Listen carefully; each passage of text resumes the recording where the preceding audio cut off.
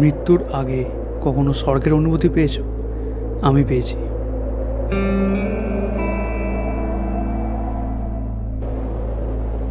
পশ্চিমবঙ্গের সর্বোচ্চ শৃঙ্গ, যেখান থেকে স্লিপিং বুদ্ধার সবচেয়ে বেস্ট ভিউ পাওয়া যায়।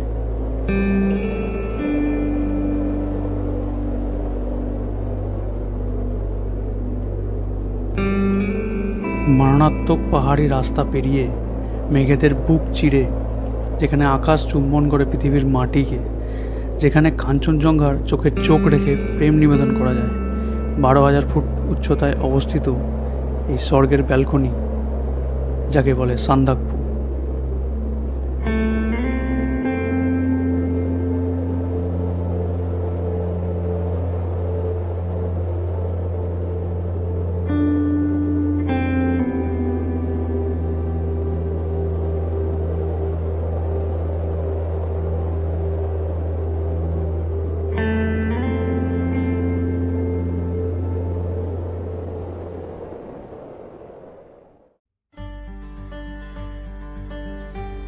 হঠাৎ প্ল্যান হওয়ার ফলে কোনো ট্রেনের টিকিট পাইনি, যার জন্য এক অসাধারণ ট্রেনের টিকিট কেটেছিলাম, যার নাম কলকাতা ডিব্রুগড় এক্সপ্রেস, যা নির্ধারিত সময়ের প্রায় 4 ঘন্টা লেটে চলছিল এবং পৌঁছেছেও প্রায় 3-4 ঘন্টা লেটে। আমাদের পৌঁছানোর কথা ছিল 8টা নাগাদ, কিন্তু পৌঁছেছি আমরা প্রায় 11:30। না হলে এই ফারাক্কা ড্যাম আমি কোনোদিন দিনের বেলা দেখিনি, এতবার এনজেপি গেছি। তো প্ল্যানিং ছিল এনজেপি থেকে ডাইরেক্ট চলে যাব মানেভঞ্জন, কিন্তু 2টোর পর মানেভঞ্জন থেকে কোনো গাড়ি সান্দাকফুর জন্য যায় না, যার জন্য আমরা প্ল্যান করলাম যে সেদিনটা মিরিকেই থাকবো, আর তার পরের দিন সকাল সকাল মিরিক থেকে বেরিয়ে একটু সাইট সিইং করে চলে যাব মানেভঞ্জন, এবং ওখান থেকে সান্দাকফুর গাড়ি খুব ভালোভাবেই পেয়ে যাব।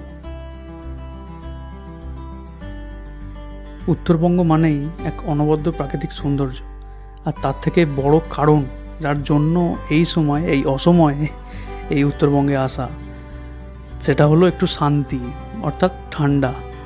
45 ডিগ্রি থেকে যখন 15 ডিগ্রিতে আস্তে আস্তে প্রবেশ করছিলাম না, মন প্রাণ যেন জুড়িয়ে যাচ্ছিল। মিরিকে আমাদের অ্যাডভান্স কোনো হোটেল বুকিং ছিল না। লেকের পাশে আমাদের এই হোটেলটি পছন্দ হলো, যার নাম দ্য পার্ক। তো এটাই বুক করলাম একদিনের জন্য, যার 3টে রুম নিয়েছিলাম, 1500 করে ভাড়া নিয়েছিল, খাওয়া দাওয়া আলাদা। ব্যালকনি থেকে ভিউটা বেশ সুন্দর ছিল, যেখান থেকে লেক এবং পুরো মিরিক শহরের বেশ সুন্দর একটা ভিউ ছিল। এটা হলো দার্জিলিং ডিস্ট্রিক্টের মিরিক অঞ্চলের একদম মধ্যবর্তী অঞ্চলে অবস্থিত সুমেন্দু লেক, যা মিরিক লেক নামে পরিচিত, যা প্রায় 1.5 কিলোমিটার লং, এবং তার এই মাঝখান দিয়ে এই যে পুলটি, এর নাম হলো ইন্দ্রেণী পুল। লেকের এক পাশে পাইনের জঙ্গল এবং আর এক পাশে জনবসতি। এই চারপাশের প্রাকৃতিক সৌন্দর্য মন ছুঁয়ে যায়।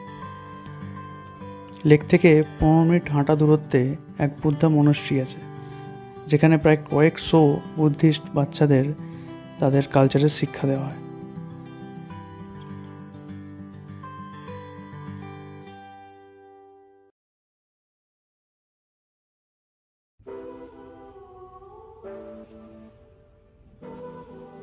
পরের দিন সকাল সকাল বেরিয়ে পড়লাম মানেভঞ্জনের উদ্দেশ্যে, কিন্তু যাওয়ার পথে মিরিকের কিছু বেস্ট ভিউ পয়েন্টগুলো আমরা দেখব। ভ্রমণ পিপাসুদের মানচিত্রে মিরিক তার একটা আলাদাই জায়গা করে নিয়েছে, তার আবহাওয়া, তার যাতায়াতের সুব্যবস্থা এবং এই প্রাকৃতিক সৌন্দর্যের জন্য। কংক্রিটের জঙ্গল থেকে বেরিয়ে যখন এই সবুজে ঘেরা পাহাড়, এই সারি সারি পাইন গাছ এবং তার ফাঁক দিয়ে এই নীল আকাশ দেখি, শুধু শরীর কেন, মনের আয়ু বেড়ে যায়।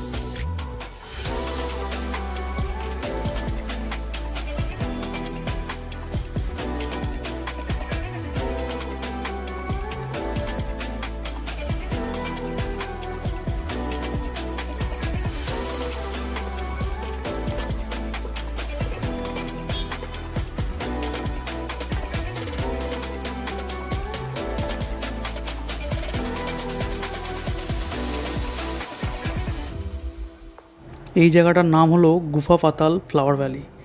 এই গুফা পাতাল জায়গাটি খুব একটা জনপ্রিয় হয়ে ওঠেনি এখনও পর্যন্ত, কিন্তু বিশ্বাস করুন, দার্জিলিংয়ের টাইগার হিলের পরে যদি সবচেয়ে সুন্দর কোনো ভিউ পয়েন্ট থাকে সেটা হলো এটি।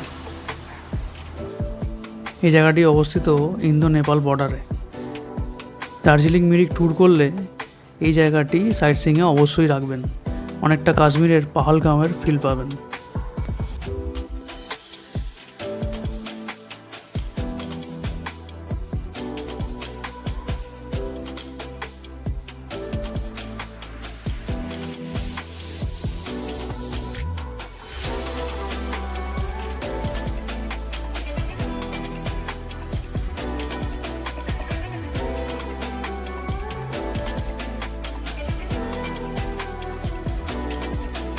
পৌঁছে গেলাম Manebhanjan, the land of land rover.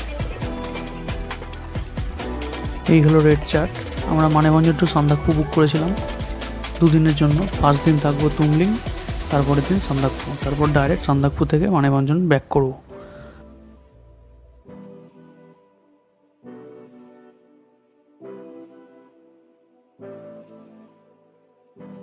পৌঁছে গেলাম তুমলিং। স্টে করব সিদ্ধার্থ লজে, যেটার বুকিং অ্যাডভান্স করে রেখেছিলাম। কন্ট্যাক্ট নাম্বার আমি ডিসক্রিপশনে দিয়ে দেবো। এই হলো রুম, 3টে রুম নিয়েছিলাম, যার খাওয়া দাওয়া সমেত টোটাল 1500 টাকা পার পারসন পার নাইট। আমরা এখন আছি তুমলিংয়ে, আর এখন দাঁড়িয়েছি আমরা ইন্ডিয়াতে। আর এই যে এর ওপারে হচ্ছে নেপাল। আমরা যে লজটা নিয়েছি সিদ্ধার্থ লজ, সেটা হচ্ছে নেপালে। এই যে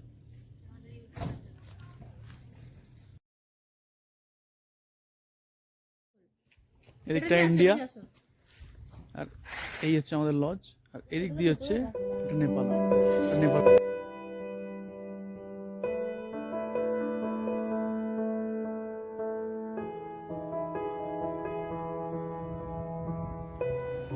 10,000 ফিট উচ্চতায় অবস্থিত তুমলিং থেকে কাঞ্চনজঙ্ঘা রেঞ্জেসের একটা মেসমারাইজিং এরিয়াল ভিউ পাওয়া যায়, কিন্তু সেদিন ওয়েদারটা খারাপ ছিল তাই আমরা দেখা পাইনি।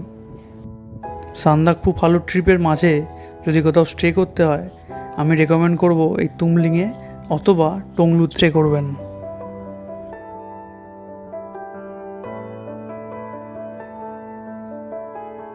নীরবতা যাদের অত্যন্ত প্রিয়, তাদের জন্য এই তুমলিং জায়গাটি স্বর্গের থেকে কম কিছু নয়।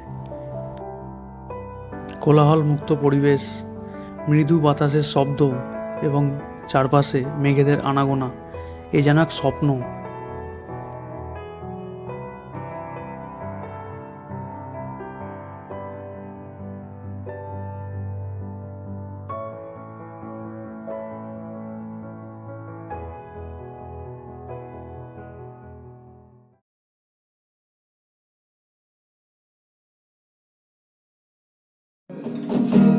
এটা হলো সিদ্ধার্থ লজের ডাইনিং প্লেস, যেখানে সন্ধ্যেবেলা অজানা মানুষদের সাথে জমিয়ে আড্ডা, গান এবং খাওয়া দাওয়ার এক সুব্যবস্থা আছে। এই এক আলাদা অভিজ্ঞতা।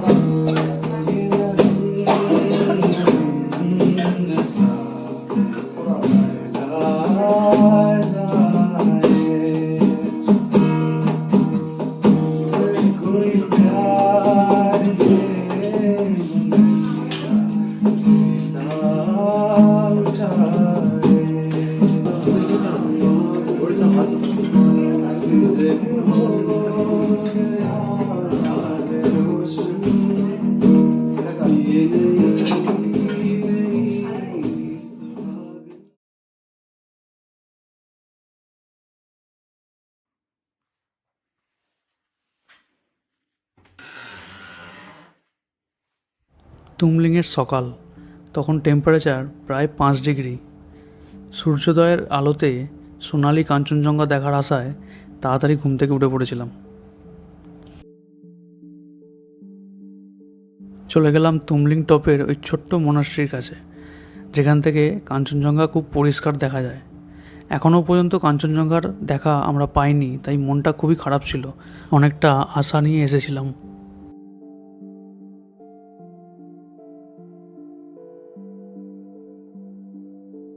না, সেদিনও দেখা পেলাম না কাঞ্চনজঙ্ঘার। মনটা খুবই খারাপ হয়ে গেছিলো। মেঘের আড়াল থেকে হালকা উঁকি মেরেছিল, কিন্তু সেই দিয়ে কি মনের তৃপ্তি আসে?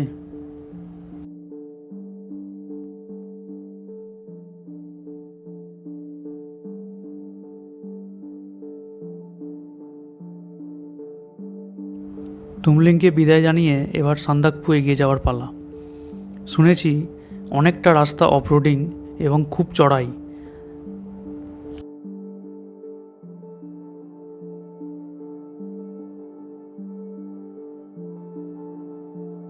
এটি হলো কালপোখরি, সিঙ্গালীলা ন্যাশনাল পার্কের অন্যতম পবিত্র লেক। প্রায় 11,000 ফুট উচ্চতায় অবস্থিত একটি ছোট্ট হিমালয়ান ভিলেজ। এতটা উচ্চতার সত্ত্বেও এই লেকের জলের কালার সবসময় কালো, তাই এই লেকটিকে কালপোখরি বলা হয়। মেঘাচ্ছন্ন আকাশ, তার সাথে মৃদু হাওয়া এই পরিবেশের সৌন্দর্যকে আরও অনেক বাড়িয়ে দিচ্ছিল। পাহাড়ের এই এক বিশেষ গুণ, প্রতিটা ওয়েদারেই তার এক আলাদা সৌন্দর্য, আর প্রতিটা সৌন্দর্যে আমি মুগ্ধ।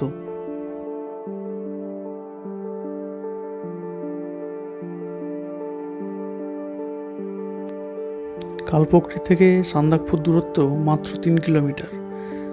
একটা রোড এই ইন্ডিয়া হয়ে যায়, আর একটা নেপাল দিয়ে একটু শর্টকাট হয়,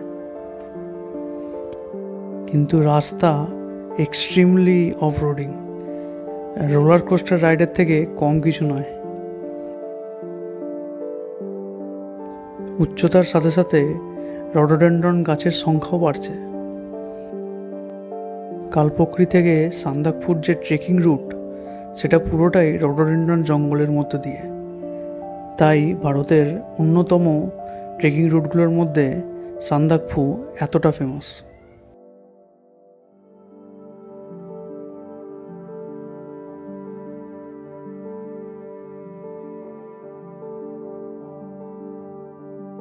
আমার লাইফের সব থেকে অ্যাডভেঞ্চারাস রাস্তা আপাতত আমি এটাই পেয়েছি।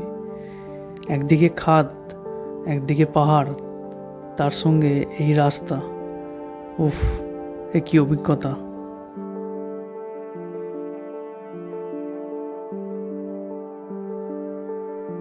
ফাইনালি পৌঁছে গেলাম সান্দাকফু। এখন আছি সান্দাকফু সানরাইজ হোটেলের ছাদে। আজকে ওয়েদারটা খুবই খারাপ, মেঘলা ওয়েদার, তার জন্য সকাল থেকে একবারও কাঞ্চনজঙ্ঘা দেখা পাইনি। তুমলিং থেকে হালকা দেখা গিয়েছিল, কিন্তু কিছুক্ষণের জন্য। যাই হোক, দেখি সন্ধ্যেবেলা যদি একটু ওয়েদারটা ক্লিয়ার হয় তাহলে আশা করছি দেখা যাবে। বিকেলের পর থেকে আবহাওয়া আস্তে আস্তে আরও খারাপ হতে শুরু করলো। আল থেকে সূর্যাস্ত দেখার যে ইচ্ছেটা, সেটাও পূরণ হলো না।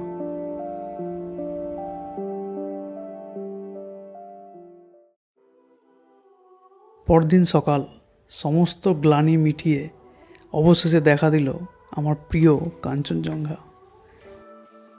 মনটা আনন্দে উচ্ছ্বসিত হয়ে উঠেছিল। কী যে একটা আলাদা আবেগ কাজ করে আমি জানি না, যার জন্য বারবার ফিরে আসি এই নর্থ বেঙ্গলে। 12,000 ফুট উচ্চতায় অবস্থিত সান্দাকফু থেকে স্লিপিং বুদ্ধা এবং এভারেস্ট রেঞ্জের যে দৃশ্য দেখা যায়, তা আমি ভাষায় প্রকাশ করতে পারবো না। এক অভূতপূর্ব ভয়ঙ্কর সৌন্দর্য।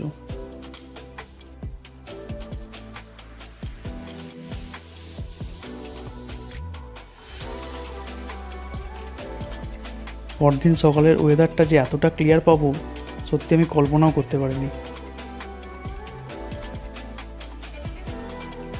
যাক, স্বপ্ন পূরণ হলো। কাঞ্চনজঙ্ঘা, তুমি কথা রেখেছো, তুমি দেখা দিয়েছো, আমি অনেক খুশি। আবার ফিরে আসবো তোমার চোখে চোখ রেখে প্রেম নিবেদন জানাতে।